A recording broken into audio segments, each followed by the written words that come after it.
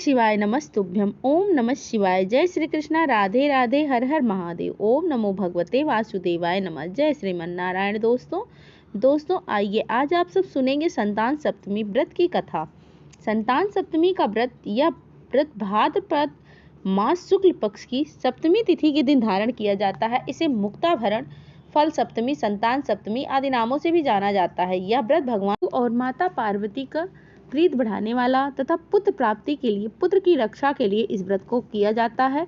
संतान सप्तमी के दिन, इस दिन विशेष प्रकार से भगवान शिव, माता पार्वती का तथा साथ में शिव परिवार का पूजन करना चाहिए और संतान सप्तमी का डोरा या कंगन बना करके उसे धारण करना चाहिए। कथा आदि का श्रवण करना चाहिए। शिव चालीसा, शिव स्तोत्र आदि का पाठ का श्रवण करना चाहिए। इससे भगवान शिव जी प्रसन्न होकर के अपने भक्तों के सभी प्रकार के मनोरथ सिद्ध कर देते हैं, उनके सभी कष्टों को हर लेते हैं। संतान इच्छुक भक्तों को संतान लाभ की प्राप्ति होती है तथा संतान की रक्षा और उन्नति होती है। तो आइए सुनते हैं संतान सप्तमी की व्रत कथा। तो प्रेम से बोलिए, भगवान भोलेनाथ की जय हो, माता पार्वती की जय हो, सभी देवी देवताओं की जय हो। बहुत समय पहले की बात है। एक बार भगवान श्री कृष्ण ने युधिष्ठिर को बताया कि किसी समय मथुरा में लोमस ऋषि आए थे। मेरे माता पिता देवकी तथा वसुदेव से भक्ति पूर्वक उनकी सेवा की तो ऋषि ने उन्हें कंस द्वारा मारे गए पुत्रों के शोक से उबरने के लिए आदेश दिया कि हे देवकी, कंस ने तुम्हारे कई पुत्रों का जन्म लेते ही मारकर तुम्हें पुत्र शोक दिया है। इस दुख से मुक्त होने के लिए तुम संतान सप्तमी का व्रत करो। राजा नहुस की रानी चंद्रमुखी ने भी यह व्रत किया था, तब उसके भी पुत्र नहीं। यह व्रत तुम्हें भी पुत्र शोक से मुक्त करेगा। देवकी ने पूछा कि हे देव, मुझे व्रत का पूरा विधान बताने की आप कृपा करें ताकि मैं विधि पूर्वक व्रत संपन्न करूं। लोमस ऋषि ने कहा। लोमस ऋषि ने उन्हें व्रत के पूजन विधान बताकर व्रत कथा बताई। नहुस अयोध्यापुरी का प्रतापी राजा था। उसकी पत्नी का नाम चंद्रमुखी था। उसके राज्य में ही विष्णुदत्त नामक एक ब्राह्मण रहता था। उसकी पत्नी का नाम रूपवती था। रानी चंद्रमुखी तथा रूपवती में परस्पर घनिष्ठ प्रेम था। एक दिन वे दोनों सरयू में स्नान करने गई। वहां अन्य स्त्रियां भी स्नान कर रही थी। उन स्त्रियों ने वही पार्वती शिव की प्रतिमा बनाकर विधि पूर्वक उनका पूजन किया। तब रानी चंद्रमुखी तथा रूपवती ने उन स्त्रियों से पूजन का नाम तथा विधि पूछा। उन स्त्रियों में से एक ने बताया कि हमने पार्वती सहित शिव की पूजा की थी। भगवान शिव का डोरा बांधकर हमने संकल्प किया है कि जब तक जीवित रहेगी तब तक यह व्रत करती रहेंगी। यह मुक्त भरण व्रत सुख तथा संतान देने वाला है। उस व्रत की बात सुनकर उन दोनों सखियों ने भी जीवन पर्यंत इस व्रत को करने का संकल्प करके शिव जी के नाम का डोरा बांध लिया, किंतु घर पहुंचकर वह संकल्प को भूल गई। फलतः मृत्यु के पश्चात रानी वनरी और ब्राह्मणी मुर्गी की योनि में पैदा हुई। कालांतर में दोनों पशु योनि छोड़कर पुनः मनुष्य योनि में आए। चंद्रमुखी मथुरा के राजा पृथ्वीनाथ की रानी बनी तथा रूपवती ने फिर एक ब्राह्मण के घर में जन्म लिया। इस जन्म में रानी का नाम ईश्वरीय तथा ब्राह्मणी का नाम भूषणा था। भूषणा का विवाह राजपुरोहित अग्निमुखी के साथ हुआ। इस जन्म में भी उन दोनों में बड़ा प्रेम था। व्रत भूलने के कारण ही रानी इस जन्म में भी संतान सुख से वंचित रही। प्रौढ़ावस्था में उन्हें एक गूंगा तथा बहरा पुत्र जन्मा, मगर वह भी 9 वर्ष के होकर मर गया। भूषणा ने व्रत को याद रखा था, इसीलिए उनके गर्भ से सुंदर तथा स्वस्थ 8 पुत्रों ने जन्म लिया। रानी ईश्वरीय के पुत्र शोक की संवेदना के लिए एक दिन भूषणा उससे मिलने गई। उसे देखते ही रानी के मन में डाह पैदा हुआ। उसने भूषणा को विदा करके उसके पुत्रों को भोजन के लिए बुलाया और भोजन में विष मिला दिया, परंतु भूषणा के व्रत के प्रभाव से उसका बाल भी बांका नहीं हुआ। इससे रानी को और भी अधिक क्रोध आया। उसने अपने नौकरों को आज्ञा दी कि भूषणा के पुत्रों को पूजा के बहाने यमुना के किनारे ले जाकर उन्हें गहरे जल में ढकेल दिया जाए, किंतु भगवान शिव और माता पार्वती की कृपा से इस बार भी भूषणा के बालक व्रत के प्रभाव से बच गए। परिणामतः रानी ने जल्लादों को बुलाकर आज्ञा दी कि ब्राह्मण बालकों को वध स्थल पर ले जाकर उसे मार डालो, किंतु जल्लादों द्वारा बेहद प्रयास करने पर भी बालक न मर सका। यह समाचार सुनकर रानी को बहुत ही आश्चर्य हुआ।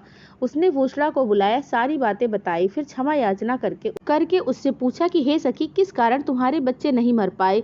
भूषणा बोली, क्या आपको पूर्व जन्म की बात स्मरण नहीं है। रानी ने आश्चर्य से कहा कि नहीं, मुझे तो कुछ भी याद नहीं है।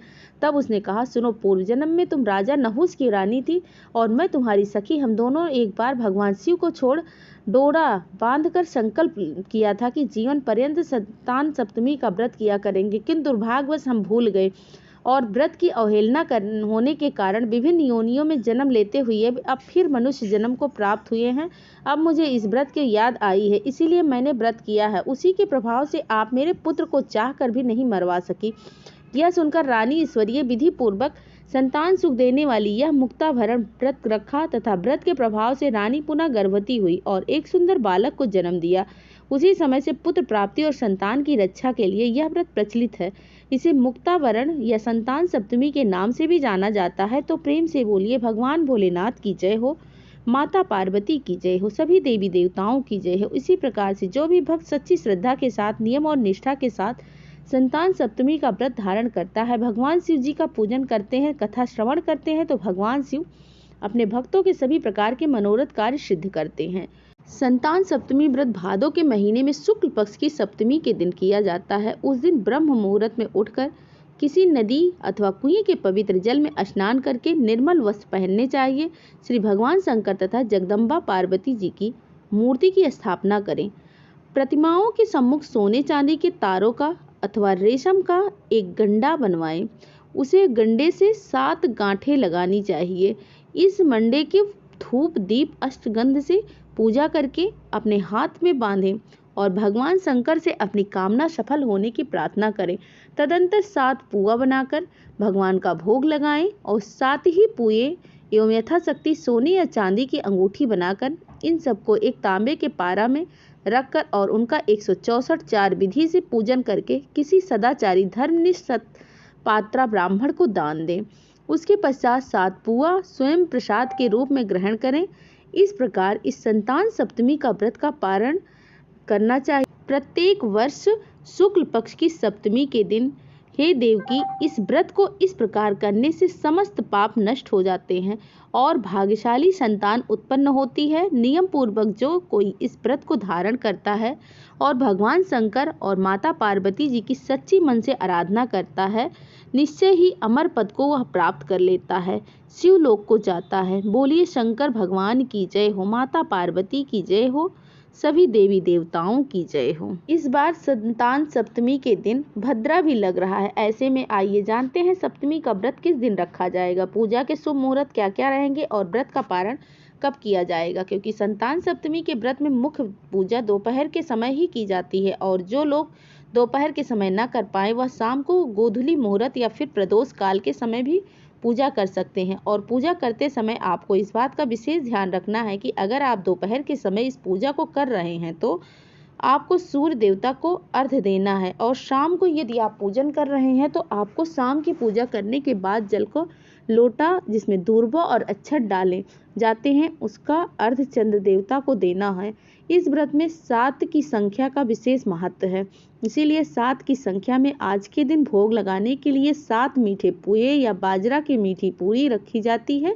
माता पार्वती जी के लिए श्रृंगार की सामग्री और 7 की संख्या में आप जो भी सामग्री का दान करना चाहते हैं वह कर सकते हैं। इस व्रत में मुख्य पूजन सामग्री होती है दूर्वा घास, जो भगवान गणेश जी को इस दिन अर्पित की जाती है। दूसरी सामग्री होती है चांदी का कड़ा, खुले मुख वाला पतली चूड़ी, और अगर आपके पास चांदी की चूड़ी नहीं है तो आप उसकी जगह 7 गांठों वाला डोरा रखकर उसका पूजन करके भी उसे अपनी संतान की बाह से बांध सकते हैं। वैसे तो जो माताएं होती हैं इस व्रत को रखती हैं, लेकिन जिनकी संतानें नहीं हैं और संतान प्राप्ति की कामना रखती हैं, ऐसी महिलाएं भी इस दिन पूजा करके चांदी के कड़े या फिर दौरे की पूजा करके उसे भगवान शिव को अर्पित कर देती हैं, तो उन्हें भी संतान सुख प्राप्त होता है। इस बार सप्तमी तिथि 29 अगस्त शुक्रवार की रात 8:22 से प्रारंभ हो रही है, जिसका समापन होगा अगले दिन 30 अगस्त शनिवार को रात 10:46 पर। ऐसे में इस बार उदय तिथि के अनुसार 30 अगस्त शनिवार को ही संतान सप्तमी का व्रत रखा जाएगा। इसका पालन 30 अगस्त को ही किया जाएगा। सुबह ब्रह्म मुहूर्त में प्रारंभ हो जाएगा और बहुत से लोग इस दिन रात को पूजा करने के साथ ही अपना उपवास भी खोल लेते हैं, तो कुछ लोग अगले दिन सूर्योदय होने पर सूर्य देवता को अर्घ्य देकर फिर उपवास खोलते हैं।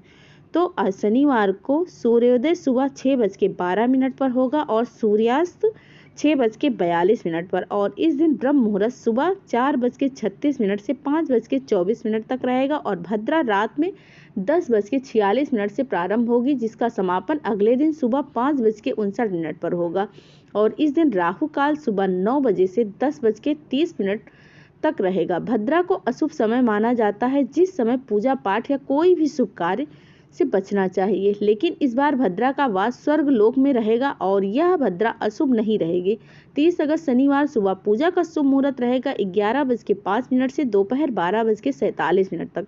इसके बाद प्रदोष काल का समय रहेगा 5:57 से 7:27 तक। यदि आप सुबह पूजा कर रहे हैं तो आपको जो जल का लोटा है जिसमें आप दूर्वा और अक्षत डालकर रखेंगे, पूजा समाप्ति के बाद उसे आपको सूर्य देवता को अर्घ्य देना है और शाम की पूजा करने के बाद आप चंद्र देवता को अर्घ्य देंगे। और इस दिन चंद्रमा रात 10:56 पर अस्त हो जाएंगे, क्योंकि भद्रा भी इस दिन ही लग रही है। ऐसे में भद्रा का बहुत लोग विचार करते हैं, चाहे भद्रावास कहीं पर भी क्यों ना हो।